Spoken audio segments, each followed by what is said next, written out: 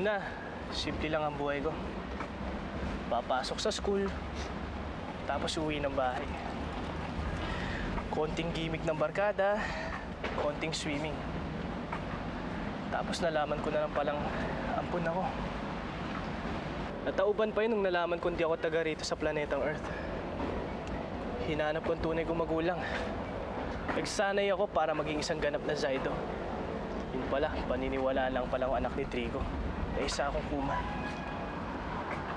Ang buong katotohanan pala, anak ako ng pinunong nirerespeto ko. Litong-lito na ako, Ami. Sino ba talaga ako? Ikaw si Zydo Red. At sigurado akong ikagagalak ni Commander Zine kapag nalaman ng ikaw ang anak niya.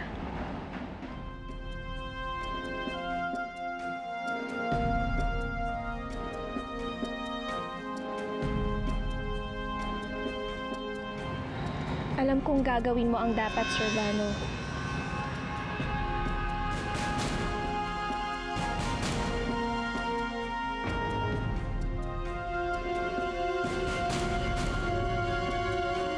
Codename, Zydo! Red!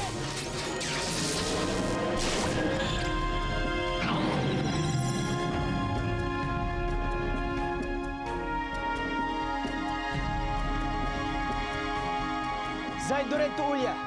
Zydo Red to Ulya! Dumating na ang panahon.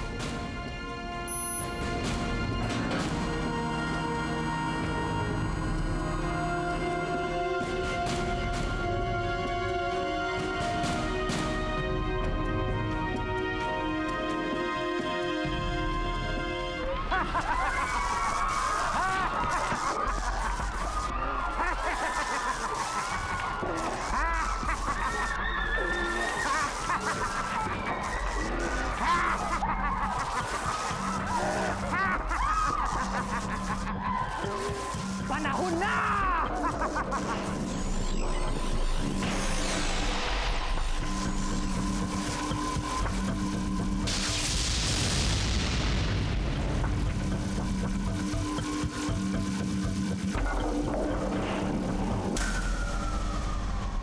Kain ka na. Sige na. Sarap ng mangga. Hanga na. Daddy naman eh.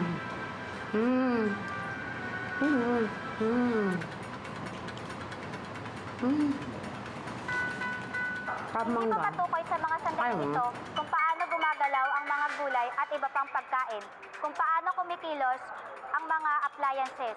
Wala ring makapagsabi kung anong uri ng mga nilalang ang mga nakikita ninyo ngayon sa inyong mga television screen. Ay, ano ba yan? Lipat mo, baka mapaglihian ko pa yan. Ang pangit eh. Lipat mo.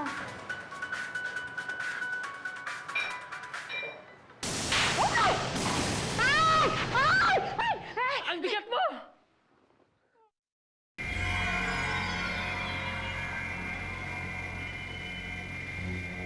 Dapat masaya ako dahil alam kong masaya ka na sa piling ni Ariana.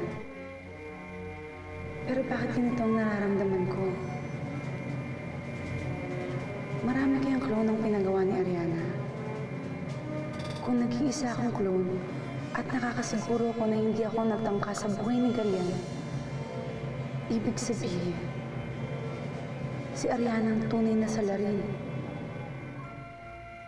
Pinapatay nila ako para wala nang makadlang sa masamang balak nila labang kay Galian.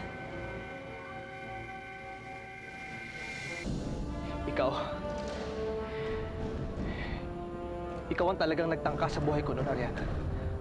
Oo. Pero bakit?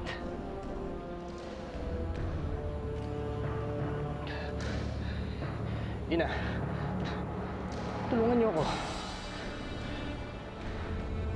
Wala man lang ba kayong gagawin? Patayin mo na si Galian, Ariana! Kasabwat kayo.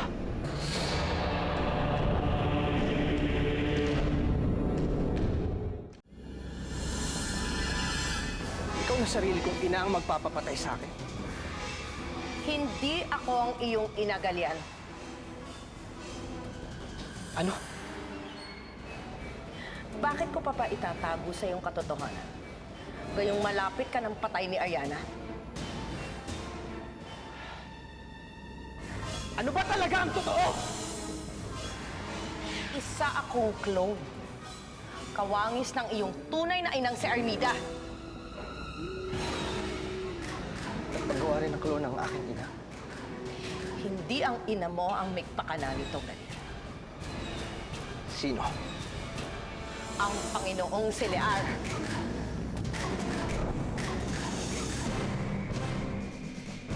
Naririto pa rin ang DNA sample sina Armida at Ariana dakilang ni Anne. Kailangan pa ba natin ang mga yan? Ngayong sigurado ng tagumpay ng ating plano. Anong plano? Mula sa DNA samples nila Armida at Ariana, gumawa kami ng clone nila. Pinadala namin ang clones na iyon sa Galactic Force upang tuparin ang dalawang misyon. Aagawin ng clone ni Armida ang posisyon ni Zion bilang pinuno ng Galactic Force. At papatay naman ng clone ni Ariana si Galyan. At ang tagumpay ng misyon na ito, ang ikapabagsak ng Galactic Force sa aking mga kamay.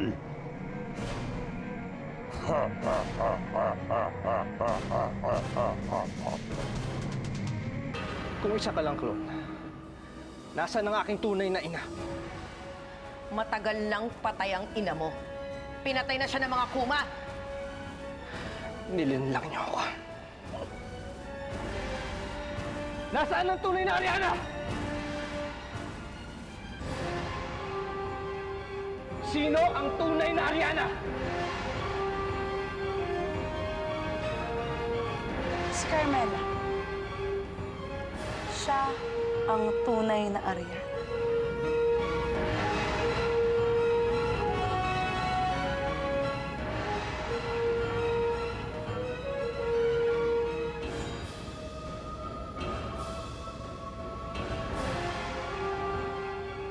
Sa panghinayang na dito matatapos ang maraming panahon ng iyong paglilingkod, Commander Zion. Karangalan kong nakasama ka sa paglilingkod ko sa Galactic Force.